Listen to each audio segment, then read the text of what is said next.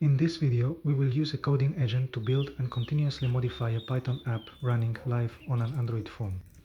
We start with Codex on the desktop and PythonHere running on the phone.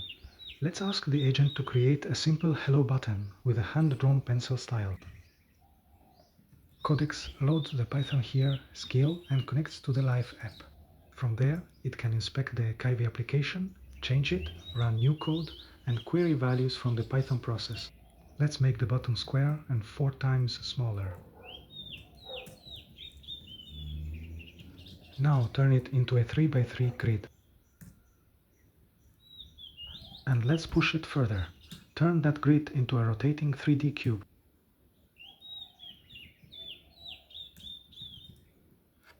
The first version works, but the buttons are only on the front face. So we ask for the same grid on every face, together with free touch controlled rotation.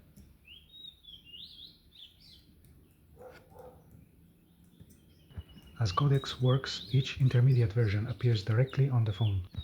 And now we can see a real problem. The projected button labels do not line up correctly. Codex inspects the result, adjusts the label geometry, and tries again. This time, the labels follow the cube faces correctly.